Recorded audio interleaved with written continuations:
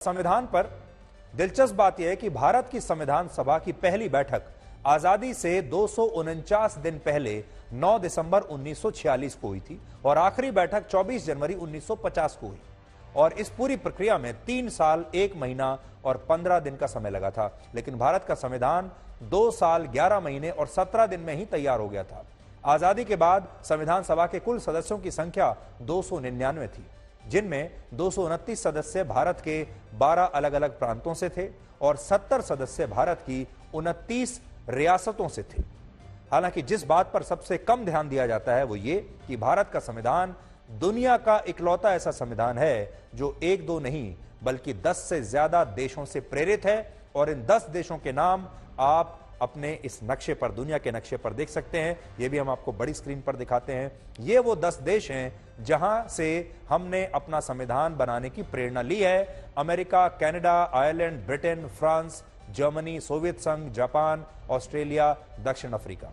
अगर आप ध्यान से देखेंगे तो हमने दुनिया का कोई ऐसा बड़ा देश नहीं छोड़ा जिसके संविधान को हमने पहले स्टडी नहीं किया और जिसके संविधान से हमने कुछ ना कुछ निकाला ना हो।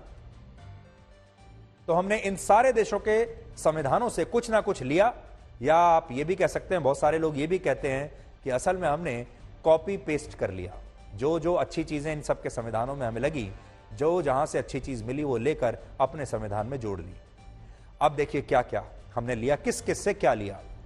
अपने संविधान में हमने संसदीय व्यवस्था ब्रिटेन के संविधान से ली, मौलिक अधिकार अमेरिका के संविधान से लिए, केंद्र सरकार को मिलने वाली आपातकालीन शक्तियां जर्मनी के संविधान से उठा ली, आजादी और समानता का सिद्धांत फ्रांस के संविधान से ले लिया और राज्य से ज्यादा शक्तियां केंद्र सरकार के पास होनी चाहिए, यह विचार हमने कनाडा के संविधान से ले लिया। यानी भारत का संविधान पश्चिमी देशों के संविधान से प्रेरित था और हमने सबसे बड़ी भूल, अगर आज मुझसे आप पूछें तो यही की कि हमने अपने देश के हालात के हिसाब से, अपने देश में रहने वाले लोगों के हिसाब से, अपनी जरूरतों के हिसाब से, अपनी संस्कृति के हिसाब से, अपने समाज के हिसाब से, अपने इतिहास के हिसाब से अपने संविधान की रचना नहीं की। हमने पश्चिमी देशों के सारे संविधान इकट्ठे किए और उन संविधानों का एक कॉपी पेस्ट बनाकर अपना एक संविधान गढ़ लिया, जबकि पश्चिम के जो देश थे, उनके जो हालात थे, उनकी जो सोच थी, वो हमसे बिल्कुल अलग थी। और हमने ऐसा संविधान बना लिया जो पूरे पश्चिमी देशों से प्रेरित था, जबकि हम पश्चिमी देश ना तो थे, ना हैं, ना हमारी सोच ऐसी थी, ना हमारे लोग ऐसे थे, ना ही हमारी जरूरतें ऐसी थी। एक और उदाहरण से आप समझिए, जब हम कोई ऐप या कोई प्रोडक्ट पश्चिमी देशों से कॉपी पेस्ट करके अपने यहां बनाने की कोशिश करते हैं तो हमारा वो ऐप या हमारी वो टेक्नोलॉजी पिट जाती है। लेकिन जब हम अपने लोगों को ध्यान में रखकर अपने ही देश में कोई नया इनोवेशन करते हैं, जैसा कि हमने इस बार डिजिटल पेमेंट की इंडस्ट्री में किया, हमने जो यूपीआई को लेकर जो अपनी टेक्नोलॉजी बनाई वो पूरी दुनिया में सुपरहिट हो गई। हमने कोविन बनाया, वो पूरी दुनिया में सुपरहिट हो गया। हमने जो डिजी लॉकर बनाया अपने लोगों के लिए, वो पूरी दुनिया में सुपरहिट हो गया। यानी जब हम पश्चिमी देशों के किसी ऑलरेडी एस्टेब्लिश्ड प्रोडक्ट की नकल करते हैं यहां पर, तो हम फेल हो जाते हैं। लेकिन जब हम अपने देश के लोगों पर शोध करके अपने हिसाब से कोई प्रोडक्ट बनाते हैं तो हमारा वो प्रोडक्ट चल जाता है। और हमारा अपने संविधान में हमने यही गलती की, यही भूल की। आज यहां हम आपसे डॉक्टर भीमराव अंबेडकर के बारे में भी कुछ कहना चाहते हैं, जो भारतीय संविधान के मुख्य वास्तुकार थे। लेकिन यह बात बहुत कम लोग जानते हैं कि वो भारत के लिए लोकतांत्रिक व्यवस्था को सही नहीं मानते थे। इस प्रकार की लोकतांत्रिक व्यवस्था को वो सही नहीं मानते थे। डॉक्टर अंबेडकर ने एक बार अपने एक इंटरव्यू में कहा था कि लोकतंत्र सिर्फ अमेरिका जैसे देशों में ही सफल हो सकता है, जहां हर व्यक्ति पैसे वाला है, हर व्यक्ति अमीर है। लेकिन भारत जैसे गरीब देश में, जहां लोगों के पास बुनियादी सुविधाएं नहीं है, जहां लोग गरीब हैं, अशिक्षित हैं, वहां इस तरह का लोकतंत्र कभी कामयाब नहीं हो सकता। और डॉक्टर अंबेडकर यह भी कहते थे कि लोगों के वोट से सरकारें बनाई और गिराई तो जा सकती हैं और एक तरह की राजनीतिक व्यवस्था को भी खड़ा किया जा सकता है, लेकिन इससे भारत के लोगों की तस्वीर नहीं बदलेगी। यानी डॉक्टर अंबेडकर इतने दूरदर्शी थे कि वो 73 वर्ष पहले ही समझ गए थे कि भारत इस प्रकार के लोकतंत्र से कुछ हासिल नहीं कर पाएगा। और आप देखेंगे कि इसी के बाद हमारे देश में वीआईपी कल्चर आया, धर्म और जातियों के आधार पर लोगों को अलग अलग अधिकार मिलते चले गए और जो पूरी व्यवस्था बनी, लोकतांत्रिक व्यवस्था बनी, चुनावों की जो व्यवस्था बनी, वो ऐसी बनी कि उसमें हमारे देश के गरीब लोगों को आज भी कुछ नहीं मिल रहा। हमारे देश में लोग आज भी वैसे ही गरीब हैं क्योंकि हमारी जरूरतें अलग थी। अगर हमें एक लोकतंत्र बनाना भी था अपने देश में, तो अपने देश के लोगों के हिसाब से, अपने समाज के लोगों के हिसाब से वो लोकतंत्र बनाना चाहिए था। लेकिन हमने किया क्या?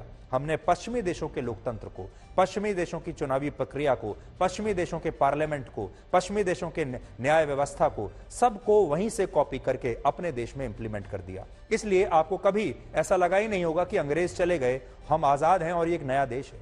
आज भी हमारे देश में अदालतें वही अंग्रेजों के स्टाइल में चलती हैं। आज भी हमारे बहुत ज्यादातर जो कानून हैं वो वही हैं जो अंग्रेज बनाकर गए हैं। आज भी हमारे देश में जो भी कानून व्यवस्था हो, चाहे हमारा संसदीय व्यवस्था हो, चाहे हमारी चुनावी व्यवस्था हो, सब कुछ अंग्रेजों द्वारा दी गई है।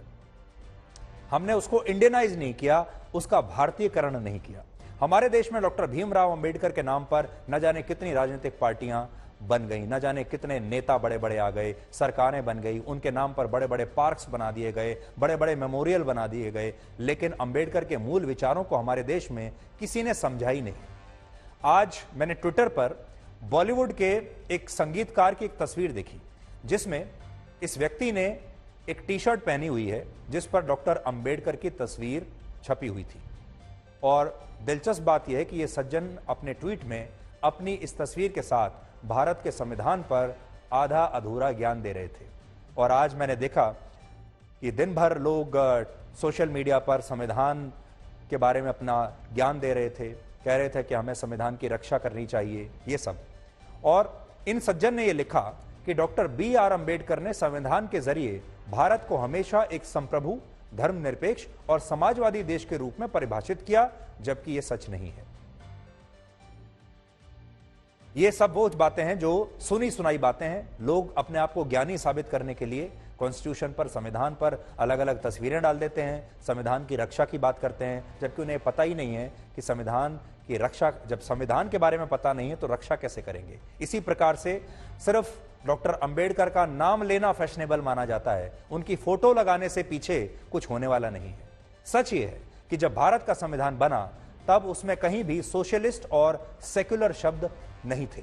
मूल संविधान में लिखा था कि भारत एक सॉवरेन डेमोक्रेटिक रिपब्लिक है, लेकिन 1976 में इंदिरा गांधी ने इसमें सोशलिस्ट और सेक्युलर शब्द जोड़ दिए और इस तरह हमारा देश एक sovereign socialist secular democratic Republic बन गया।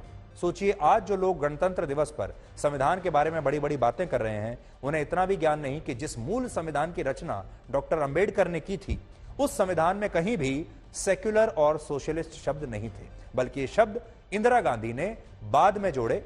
और उस वक्त भारत के संविधान को कॉन्स्टिट्यूशन ऑफ इंडिया नहीं, बल्कि मजाक में कॉन्स्टिट्यूशन ऑफ इंदिरा कहा जाने लगा था।